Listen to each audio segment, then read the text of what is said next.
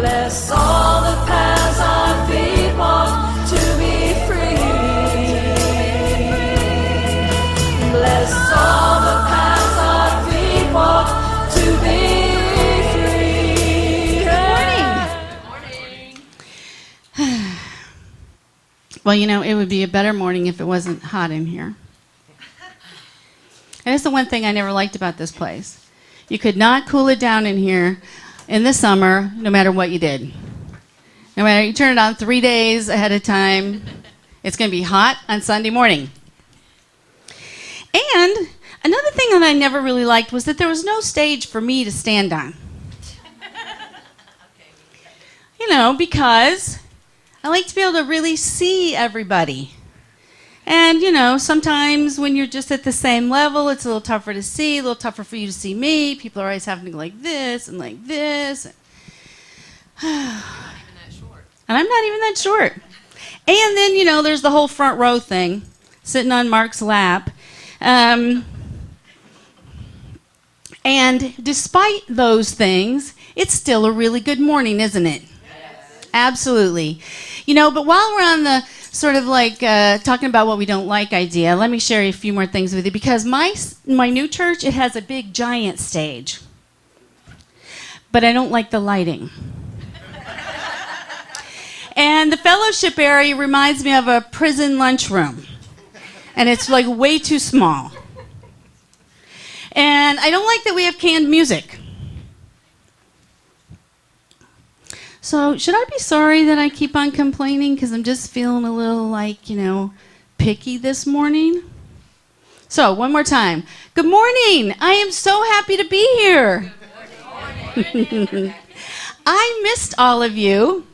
And, you know, maybe you missed me standing up here telling you what I don't like. How's that experience been so far this morning? Because maybe you're going to add that to the list of things that you don't like. You know, I have lots more things that I don't like. In fact, if we have a few weeks, or, you know, we can skip the whole little program this afternoon, and I can just stand up here and tell you everything that I don't like. No? Oh. Because somewhere in here is an endless list that I add to or revisit every single day. Now, poor me. Don't be fooled by some crazy idea that people who practice spiritual awareness have necessarily learned to be more accepting of the things that they don't like. But what you can do, and what you can work really hard at, is my favorite spiritual principle, behavior modification. You can learn not to have to say it. So look around. This is a little reality check, because all the people that are in here, they have a list too. Now, wouldn't you like it if I just thought you guys were all so great and spiritual that you didn't have a list? But you do have a list. We all have a list of what we don't like. So, before we move on, there is something that I've learned about that list. Something that I have learned about fixing that whole idea of I don't like it. But I'm not ready to tell you yet, because there's more you need to know about I don't know. I mean, I don't like it. Because I don't like it is such an incredibly powerful phrase, and we use it so often. You know, you guys were working over there this morning. What was the title of your talk? I don't like it. And then somebody said something, and then I don't like that either. You know what I mean? So it's just something that we always do. But I do have a question. So because I don't like it, is there anyone here in the room who's willing to come up and build a stage for me, or figure out how to make it cooler in here, or knock out that wall so that we can move the rows back without spending hundreds or thousands of dollars? And oh, by the way, you don't have hundreds or thousands of dollars, do you? Well, that settles that. Makes it really simple, isn't it? Why we don't solve some of these things. Why we've never solved some of these things. So, if we can't fix those things, how about if you help me with some of my personal things that I don't like complainers. They're everywhere. Or getting old and a little too heavy, and I want to do it without exercise or diet. I want you to fix it for me like that. And then there's messy people. I really don't like messy people, because what gives them the right? I mean, anybody have an explanation for that one?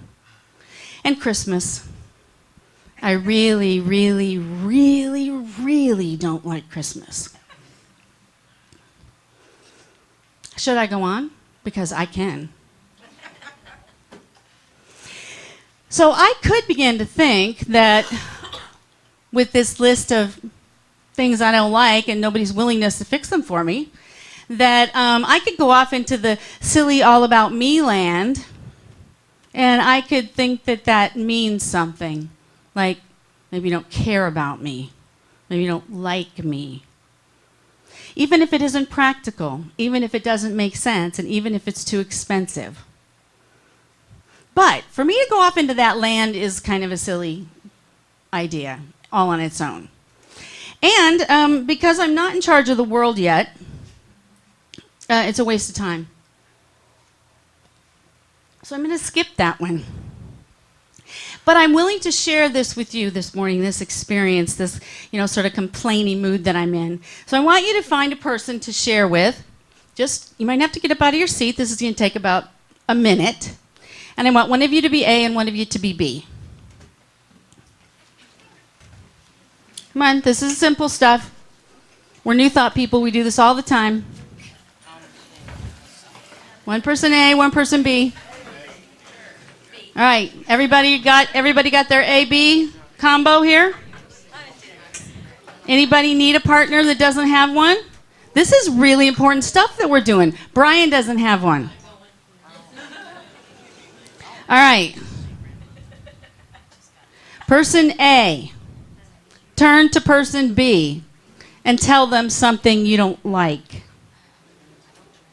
Be honest.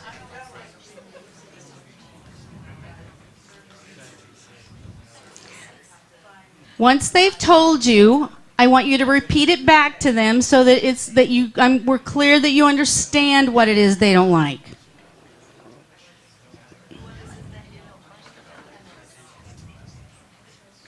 And then once you've repeated it back to them and they seem clear that you have it right, I want you to say this to them. I am so sorry to hear that. That must be a challenge for you. Now I want you to reverse roles. B, tell A something that you don't like. A, repeat it back.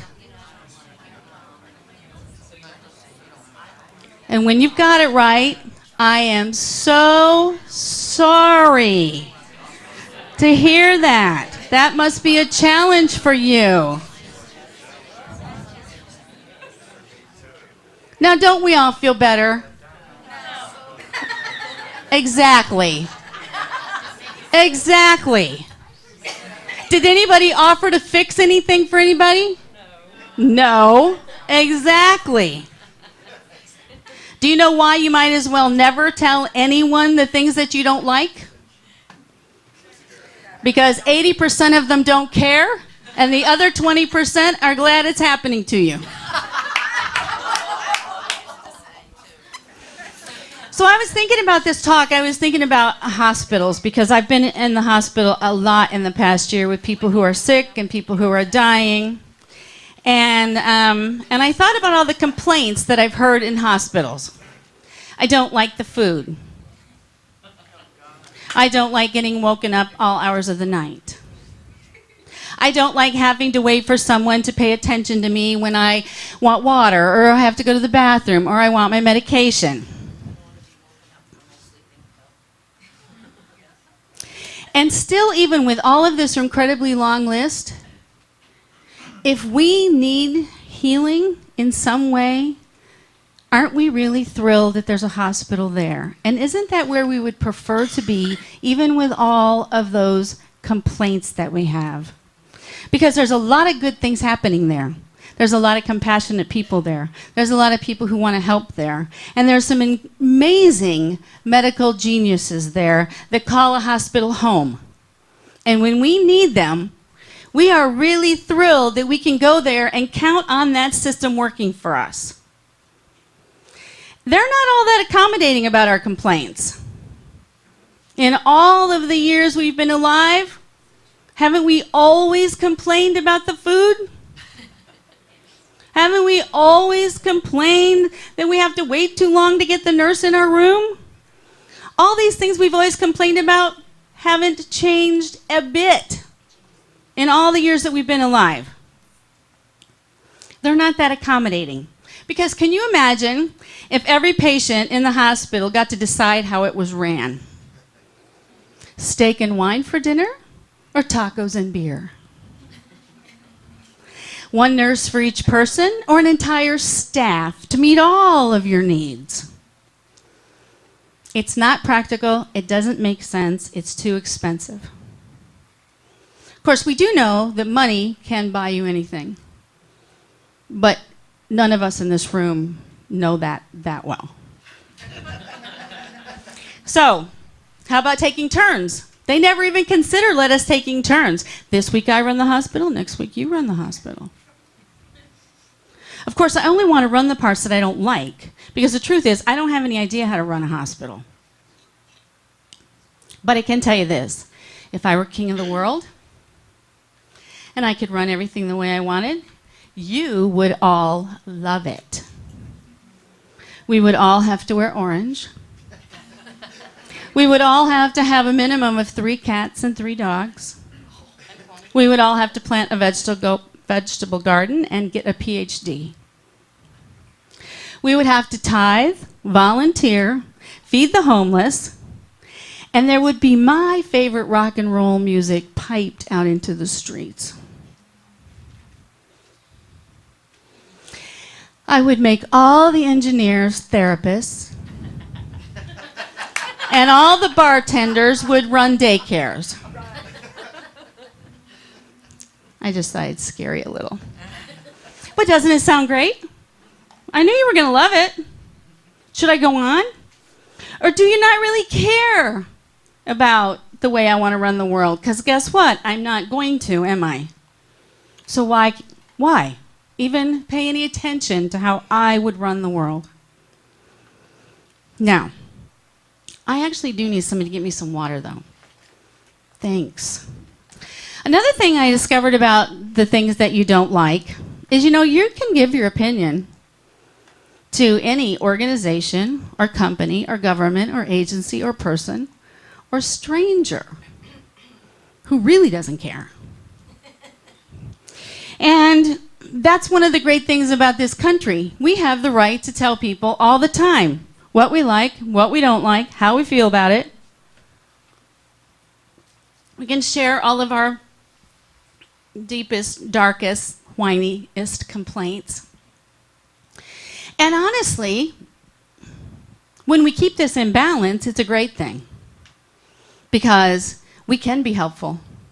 We can make a difference in the world. We can stand up for things that we believe in. We can make improvements. We can make suggestions. And sometimes if we really care, we might have to do more than that. When we really want to make a difference to stop abuse of people or animals or our planet, we might have to offer to help make it happen. The world needs us to stand up for each other in those most incredible, loving ways. Offer to help make it happen is not what I don't like. So, however, for the most part, these companies and organizations and agencies are run by really well-trained people who have experience and in some way are qualified, and thank God that's the case, because I don't know how to build a road or fix a car or run a grocery store or a bar or a restaurant or a hospital. And as we're doing the I don't like thing, I suggest we do the I am grateful thing. That people who are experts and who have been trained and who have a gift and a passion dedicate themselves and their talents to do the things that I don't know how to do very well.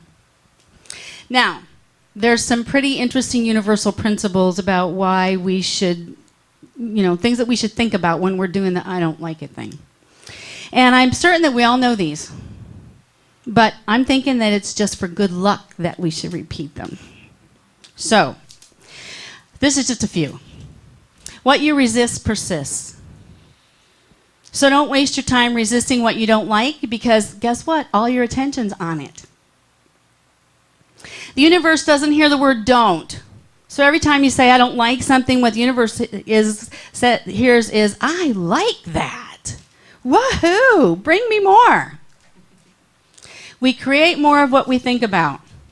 So don't think about what you don't like. Duh. Let go and let God, my favorite. I'm supposing that it means God will take care of the things that we don't. Do you want to be happy? Do you want to be right? How often have you heard that one? Focus on what's positive to raise your vibration. Now, these are just a few, and there are a million more, and we have heard them all. But what I learned about what I don't like, I'm ready to share. First of all, if you don't like it, you just don't like it. Who cares? So what? You don't even need to care. We don't even need to care most of the time about the stuff we don't like. Can't change it, won't be different. Why waste our time, our energy on any of that? And like I said, I have a really long list because I'm a Virgo. And I have a mind that is trained to see every single flaw in every single thing around me. And because I'm a Virgo and because I have that kind of mind, I had to realize that rarely was it my job to point it out to people. Even though I was very keenly aware of how screwed up things were. I had to learn something, and it really didn't come from any of these spiritual principles. They're all great, but what I really needed to learn was I really needed to learn who I am, why I'm here, and what's important to me. It sounds like a lot, doesn't it? I started learning it in a place just like this. I started learning it every Sunday. And while I thought I was there to learn all those important principles that we talked about and a whole bunch more, the truth is they were just the decoration and the ambiance for what I really needed to learn. For the lesson that I was really there for. And I learned it by sticking with it. And after a few years, when I knew I had heard it all, because y'all have, at least once, maybe more like 1,000 times, I still kept showing up because I loved the decoration and the ambiance. I would like to tell you that I also believed at that point that I knew everything. But the truth was I didn't. I was still waiting for someone to come and tell me that one magic spiritual bullet. And I was going to show up everywhere forever until I heard it. So, I hope you're a faster learner than I've been, and that you can take your focus off of some of the flaws sooner than I can. And that your list of I don't like that isn't as long as mine is. And I hope that you realize sooner than later why you're really here. And I hope you learn it with much less aggravation and more grace than I have. I don't remember exactly what day, but one day along this decorative, ambiance-filled journey, I got slapped in the face by the truth. Not like I want it to be. I learned that there was one reason and one reason only that I was here. that I was in any spiritual community, and that was to experience love. Not only to be loved, but to be love, to support and to uplift and to add to. And I'll tell you what, that was very tough for me to swallow. Because after all of those years of wrangling around and all of that spiritual stuff, like some big soup trying to grab onto the biggest hunk of meat, I was a little disappointed that it was just that. And that it was just that simple. But I was only disappointed for a while. Because, well, this is the part that was most disappointing. You know, I had to realize that the decoration and the atmosphere were just simply to seduce me. But love is the only reason that we're here on the planet. It is the only thing that Jesus ever tried to tell us. It is all that we ever need to know. It is the only principle we ever need to practice. And this is the best practicing ground we will ever get. This is where we experience and exercise and perfect our ability to love each other, to serve other people, to be forgiving, to be accepting. And knowing when you don't like something, if you're patient, trust me, it'll change. It always changes. And remember this, it's only the decoration and the ambiance. Only what it takes to lure you into the doors over and over again to keep you in this sort of field of loving. I don't like the heat in this building. I have never liked the heat in this building. But I love Mel, and I love Dave, I love Kimmy, and I love Julie, and I love the choir, and I love the music that they make, because it really uplifts my soul. And you know, I was going to say that I love Philip, but he isn't here, but I love Rachel and Brian, and I so appreciate the things that they do to add to my experience, to add to my decoration, and add to my ambiance while I am here in the room. And I love all of you, because you have agreed to be here with me to have this experience, because it would be really tough to have it alone. We might think that we come here to be fed and to learn and challenged, and that does happen. And sometimes it doesn't happen. But if you think that that's why you're really here today, I want you to rethink it, because that is an error thought. Because you're here today to love, to support, to uplift, and to add to the loving experience that you and everyone else in this place is having. And for everyone who decides to walk in that door. Because you came here all on your own, and you decided all on your own that these people were your family. That they're your people. And you're their people. You're their person. And it's the same everywhere you go. We go there to love and support and uplift and add to. We don't need to know a bunch of fancy universal principles to make that happen. And I thought of Paula Ryan when I thought of this, where she used to always say to us, just show up, look pretty, and be of service to God. And seeing as how God is love, what other kind of service would we be except love?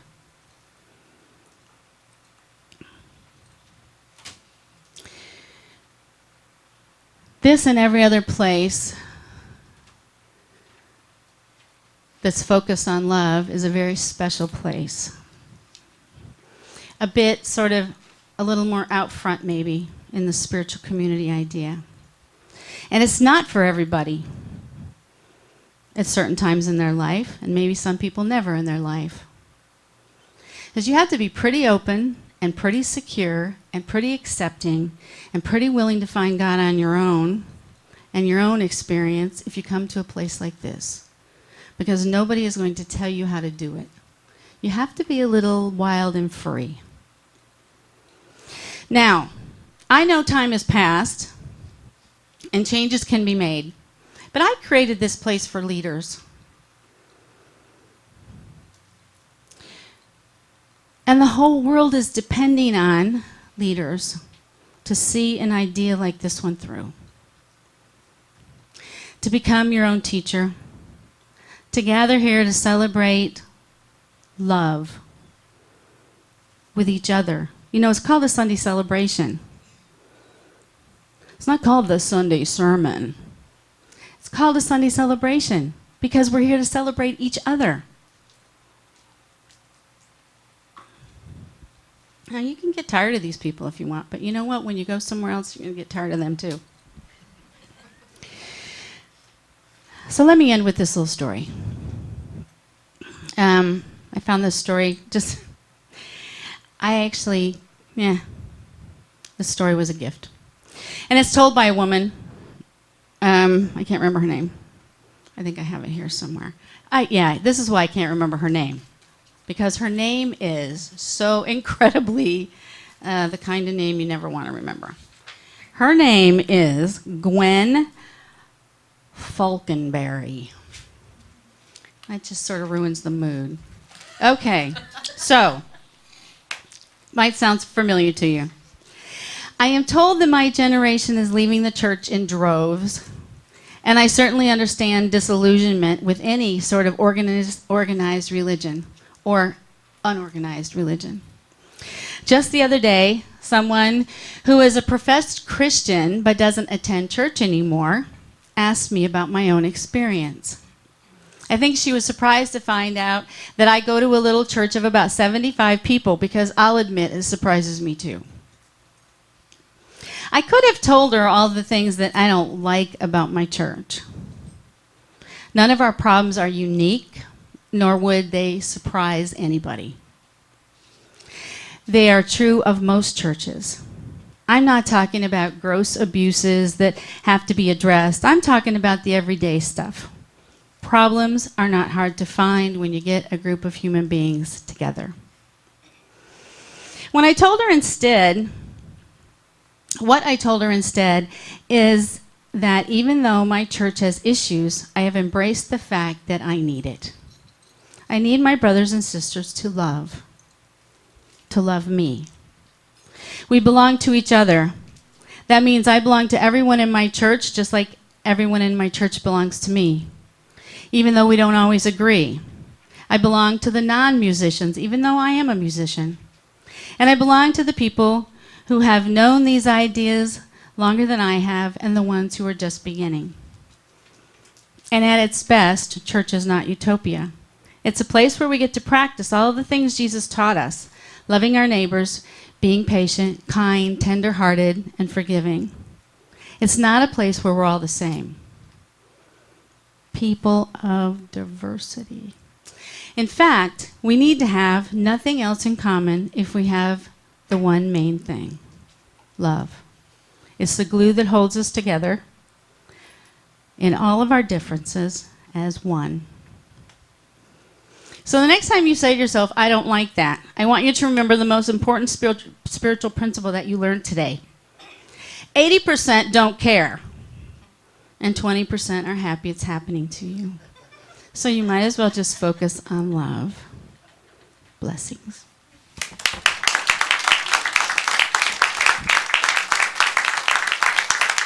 You can't always get what you want. You can't always get what you want. You can't always get what you want.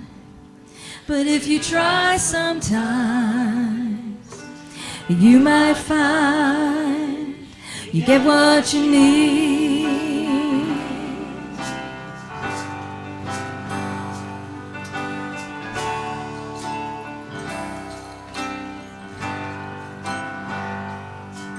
When I find myself in times of trouble, Mother Mary comes to me, speaking words of wisdom let it be. And in my hour of darkness, she is standing right in front of me, speaking words of wisdom, let it be, let it be, let it be, let it be, let it be. Whisper words of wisdom, let it be, let it be, let it be, let it be, let it be. Whisper words of wisdom, let it be. And when the broken-hearted people living in the world agree, there will be an answer, let it be.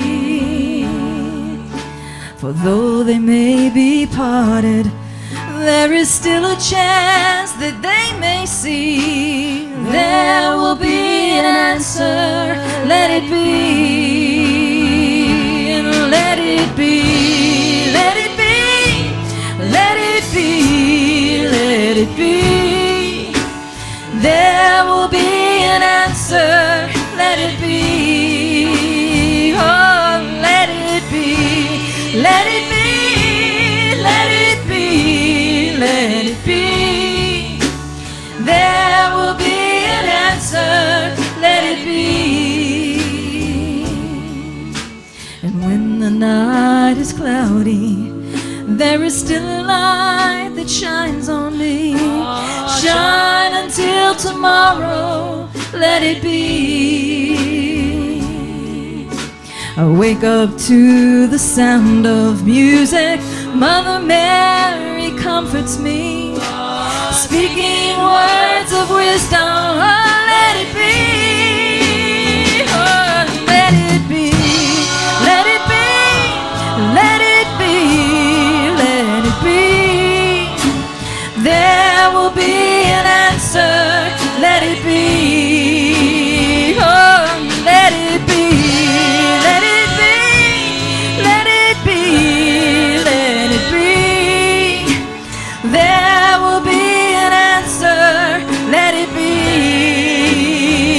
Oh, let it be, let it be, let it be, let it be. There will be an answer, let it be.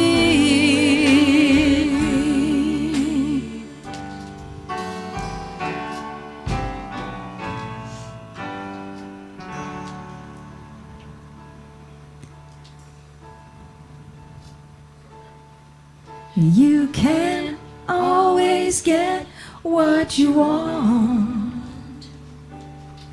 You can't always get what you want. You can't always get what you want.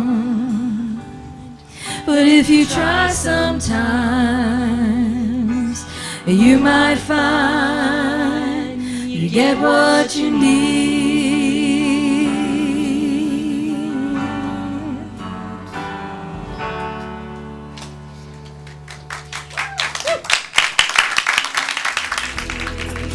Bless all